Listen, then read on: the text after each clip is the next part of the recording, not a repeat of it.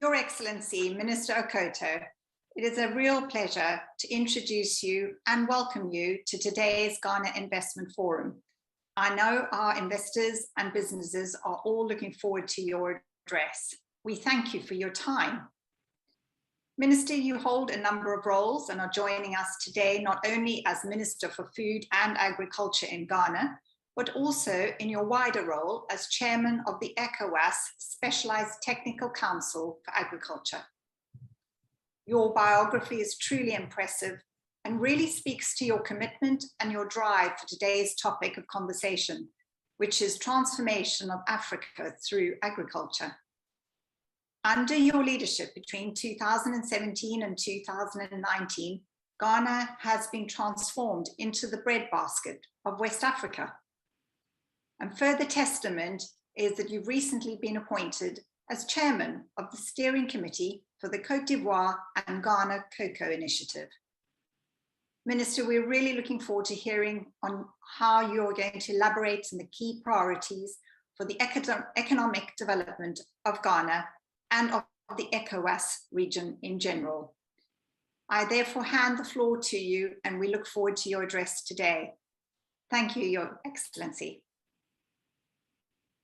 Thank you very much. Invited guests, distinguished ladies and gentlemen. I feel very much honored for the opportunity to participate in the event, the Africa Debate 2021, which is a platform to share ideas in respect to exploring whether the African approach transforming through agriculture will work and be beneficial to our various countries. Agriculture plays a critical role in transforming economies to reach high income status goals, as well as other developmental goals like ensuring food security and improving nutrition. For us in ECOWAS sub-region, our effort at ensuring agricultural transformation through target at meeting multiple goals, which includes economic development, poverty reduction, employment, biodiversity conservation, amongst others. I'm of the view that the main drivers of agricultural transformation are multidimensional, and for that matter, we must be able to undertake pragmatic diagnosis and be firm on making decisions on national priorities. In Ghana, agriculture is an important sector. It contributes 20% to the gross domestic product, 28.3% of the workforce, and with a growth rate of 7.4% in the year 2020. Ghana is endowed with very rich essential resources, arable land with varied agroecological zones, and rich soil suitable for the production of a diverse range of crops and livestock. Transforming our respective countries and the ECOWAS sub-region agriculture can create jobs and raise incomes, improve food security, and kickstart the economies in a path of growth. Ghana's approach is what I'm going to discuss in the following. We have focused on the following. One, the government's transformation readiness, which demonstrates commitments as evidence in the provision of enabling political environment and flow of resources for transforming agriculture. Two, critically improving the quality of the National Agricultural Plan and strategies. And three, establishing on-the-ground impact delivery mechanism for the transformation process, targeting the smallholder rural poor. In the past 5 years, government has embarked on a sector transformation flagship program dubbed Planting for Food and Jobs, which has given a substantial boost to the various agricultural subsectors. The flagship program has been critically crafted into modules to ensure all subsectors, and for that matter, all stakeholders and the value chain actors are brought on board. The main priority interventions are the food crop subsector, which is the module for food security, to improve food and nutrition security, create jobs, and address important substitution issues, focusing mainly on providing improved seed and fertilizer to the smallholding sector. The second is planting for export and rural development, which focuses on tree crops to provide the needed raw materials for industry, provide jobs, and as well as generate foreign exchange earnings. Whilst cocoa has been the single major export commodity in Ghana, earning the country only $2.5 billion United States dollars annually, the government, through the Planting for Export and Rural Development, has initiated a process to bring 6 additional tree crops to the level of cocoa in the next 7-8 years. The crops are, which have been selected for special development, are cashew, mango, coconut, rubber, shea, and oil palm, each of which must be able to generate foreign exchange of United States dollar $2.5 billion from 7-8 years from here. Pursuant to this transformation agenda, the government of Ghana has launched the Tree Crop Development Authority, designed to operate like the Cocoa Board.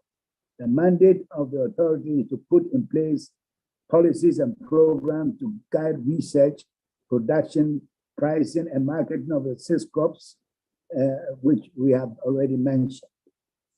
The third module of the Planting for Food and Jobs is what we term the greenhouse vegetable production module. It's to generate jobs for the youth and foreign exchange and meet the needs of the vegetable requirements within the domestic markets.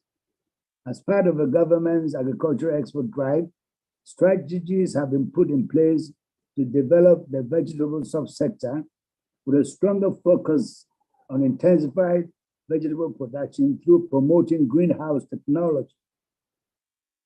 The innovation is to attract the youth to produce high-value vegetables for both domestic and the export market. 3 training centers in strategic locations of the country with a combined area coverage of 67,140 square meters have been established. They are used to train graduates and diplomas who are supported greenhouse kits and subsidized prices to enable to either operate in the commercial production areas within the training areas or set up in other places.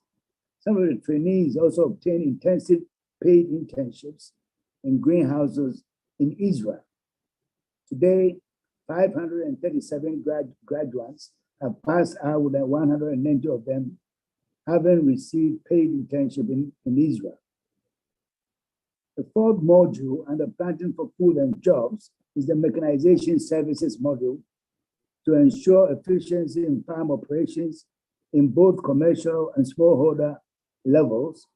The government is establishing more than 80 farm mechanization centers from where the farmers can actually hire machinery services at subsidized rates in order to improve the efficiency of their workload on farms.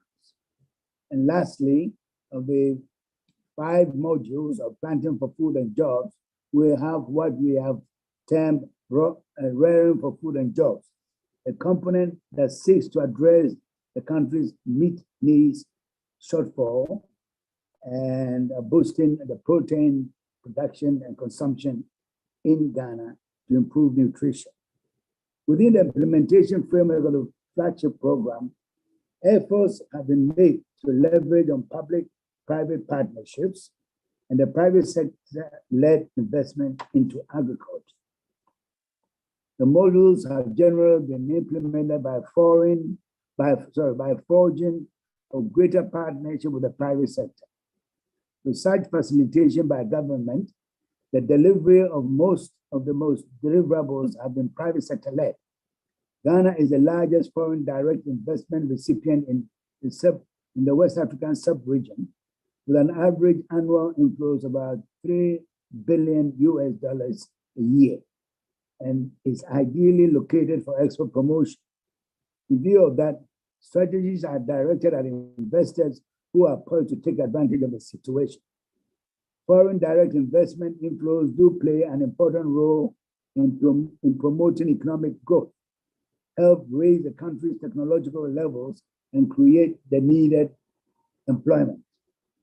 The government has put measures in place to attract foreign direct investments by offering special incentives so that the agricultural sector will benefit from technological spillover into emerging agro industries to ensure continued growth. With respect to public-private partnerships, a number of irrigation facilities have been rehabilitated, where commercial and interested investors are being offered opportunities to use large tracts of irrigable land areas for production using agro farmers' arrangements. In building other infrastructure like silos and storage facilities, the involvement of the private sector investors are also encouraged.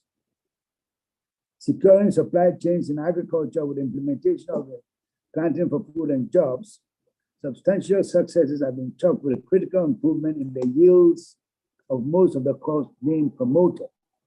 This has resulted in increased production, leading to surpluses of foodstuffs supplies.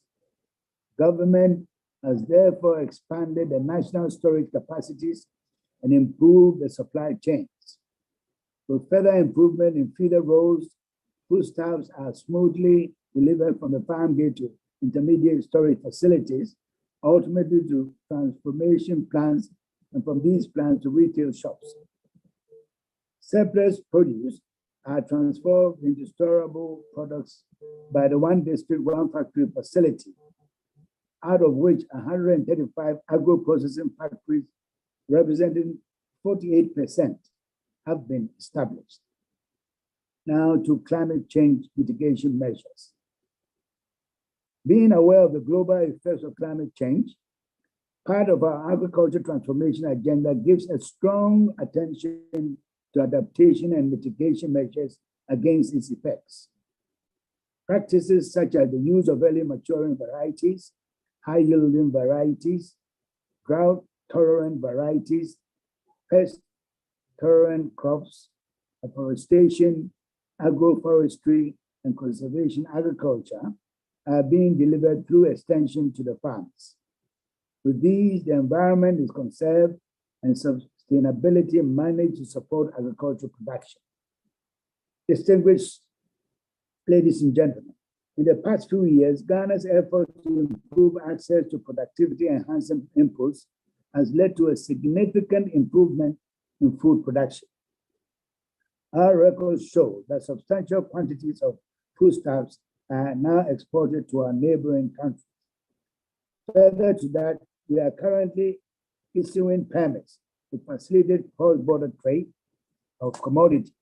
Ghana is actively involved in the regional food security storage arrangements under the ECOWAS protocol. Improving cocoa exports.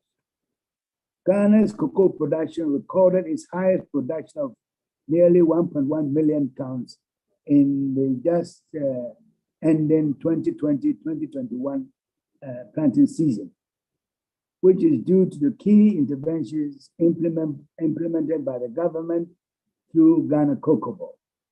One such intervention is the productivity enhancement program implemented by the board.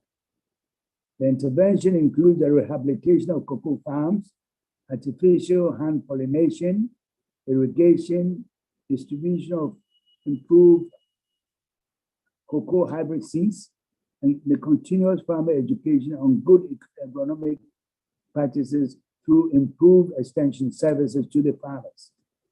Government is confident that the continuous approach will see a continual improvement and increases in the yields, which will generate high revenues for the country. In concluding, ladies and gentlemen, Ghana's approach shows government in the last few years have worked towards a number of different goals, including productivity improvement, food self-sufficiency, import substitution, reduced unemployment, lower rates of malnutrition, lower poverty incidences, increased export earnings, and economic growth. Growth in agro-processing and sustainable natural resource management. In developing the African approach, the trade-off between these goals should be explicitly considered and properly integrated within our various agricultural transformation plans. This will ensure that the plans are not characterized by under-delivery, which will adversely affect our respective countries' ability to achieve the envisioned transformation. Thank you, Invest Africa.